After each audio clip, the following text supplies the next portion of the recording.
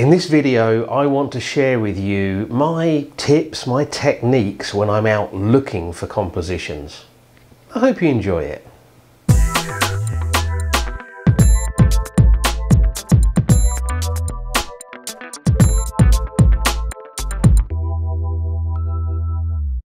Hi everyone, thanks for joining me. Sometimes when you're out doing photography, you can come across a scene and the image you want to take is obvious. The subject is obvious. All you've got to do is kind of refine the composition to make the most of it. But other times you have to work harder. Other times you can be out and it can be a real struggle to work out not just how to compose an image, but what to take a picture of in the first place. Now, I've been out in the past and spent a whole day and not come back with an image. But most of the time nowadays, if I go out to do some photography, I'll come back with an image, or two or three. Now, they may not be my absolute best images ever. They may not make it into my portfolio, but they may well be images that I am happy to share.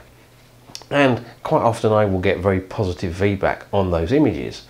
So I thought what I would do in this video is share with you the approach that I take, the techniques that I use to find images in situations where perhaps the image isn't obvious. First of all, I hope you'll excuse me if my voice goes a little bit. I do have a bit of a cold at the moment, and I hope you'll enjoy this video. And if you do, and if you're not already a subscriber, please consider just hitting that subscribe button and maybe tapping the little notification bell. I'd really appreciate that. And of course, if you're already a subscriber of mine, then thank you very much. I really appreciate your support. Okay, so this video basically is going to be structured in kind of three layers. There's a foundation layer, which I'll come on to in a second. Then there's a layer which is, this is the things that I look for when I am looking to take an image. It's the things that I'm searching for. And then there's another layer on top of that, which is when those things maybe aren't so obvious, how I can go about using different techniques to compose an image, even if I'm composing it in my mind first, or maybe just glancing through the camera to see how it's going to look before I actually decide if I want to take it. So let's get started off first of all with that foundation layer, and it's an area where I see a lot of people making the same mistake, and it's a mistake that I used to make, and that is I just rush things too much. If you're out doing photography, you need to slow down. If you're arriving at a location, leave the camera in the bag. Don't immediately start trying to get an image. Take the time to explore, to look around, to look basically for the hidden beauty in the scene.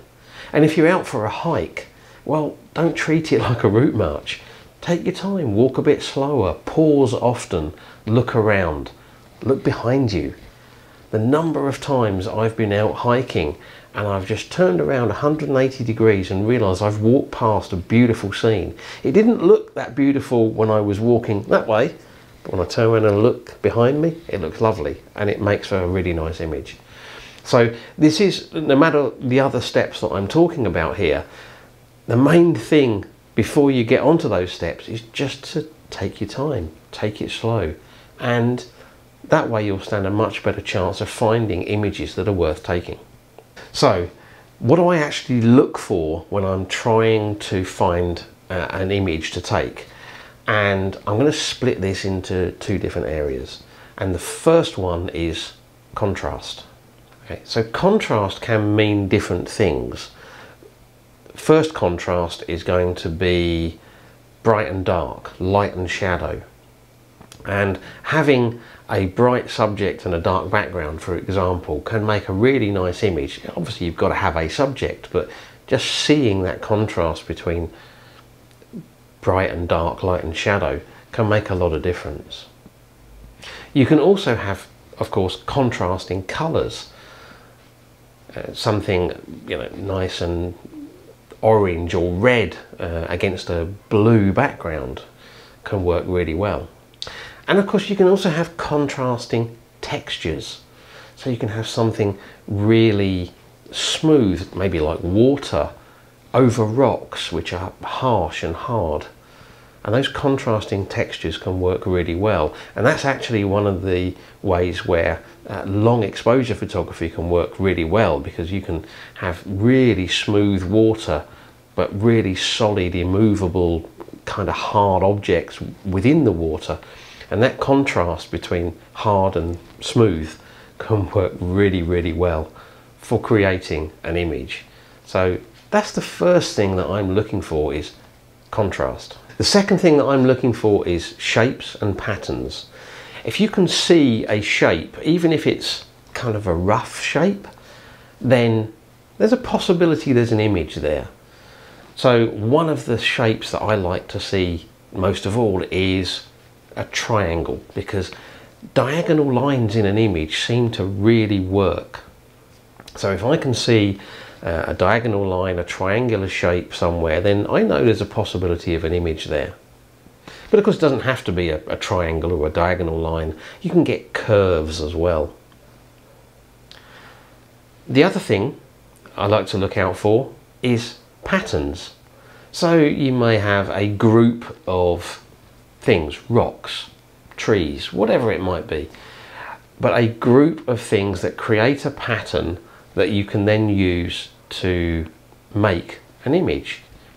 So if I can see a shape or a pattern, or maybe even a pattern that makes a shape, then I know I've got the possibility of an image, and it's worth exploring more. Okay, so let's take a look at an image that I think shows how some of these things are combined to make an image, and it's this one from a recent video. Now this is a black and white image, but I've got here a number of those elements that I was talking about. First of all, I've got luminance contrast, I've got bright and dark, I've got light and shadow. And in fact, in this case, I've got some very, very deep shadow, almost black, almost complete silhouettes. I've also got some texture contrasts, because this ridge line that runs down across the scene from top left to bottom right is quite hard and harsh. But in the background we've got those kind of misty, hazy layers which actually look quite soft. I've also got shapes in here. I talked about diagonal lines. Well, I've got diagonal lines running down across the scene from top left to bottom right in that ridge line. It's a triangular shape, a rough triangle, but it's got that diagonal. What I've also got is patterns as well, because I've got the trees dotted along that ridge line, creating like a repeating pattern of trees. And I've got in the background on that landscape, I've got like repeating lines of different layers of hills and mountains going out. So this image combines a number of things that I've been talking about: shapes, patterns, contrasts.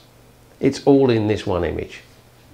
But sometimes to actually make use of these contrasts and these shapes and these patterns, you have to look at the scene in a slightly different way.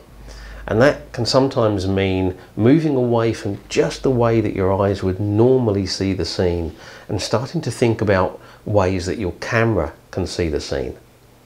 And one of the ways that your camera can see the scene is to get it nice and low down with a wide angle lens.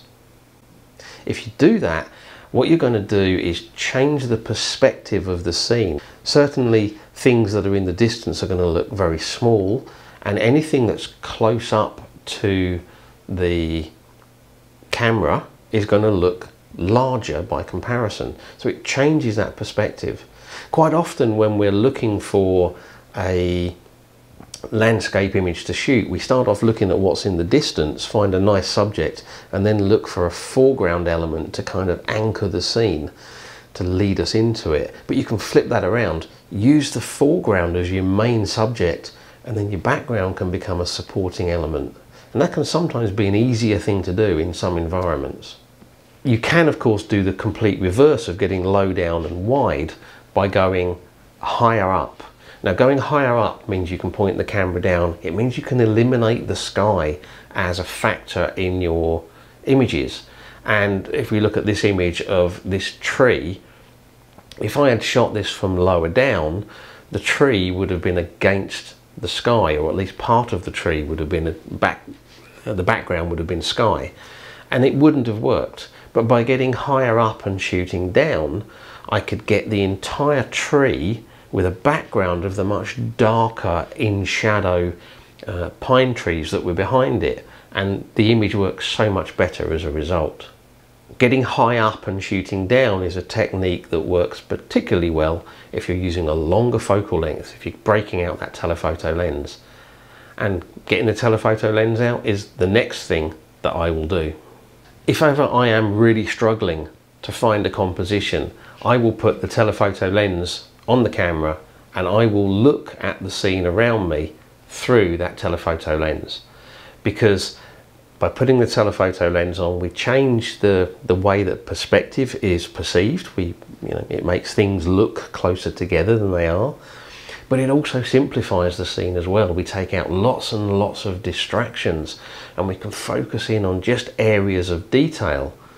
And that can make a much more powerful image than having lots and lots of things going on. Very often we want to simplify the image, and a telephoto lens is a great way to do that. So if you're really struggling, get the telephoto lens on and just look through it. It's a great way to find compositions. And my next tip is turn the camera over. So often I see people restricted to shooting only in landscape mode, and I think it's particularly true when we've got images that are being viewed on a computer, because most computer screens are kind of 16:9 format, so we tend to be going for the wide but not very tall images. But if you turn the camera vertically into portrait orientation, that's another great way to simplify the scene. Because again, a lot of distractions are going to be coming in from the left and the right. If you turn the camera vertically, you can simplify things a lot more by taking those distractions out. And of course, combining telephoto and vertical format will simplify things even more. And the final thing that I want to mention here is, when you're out looking at compositions, remember that you have the option to post-process.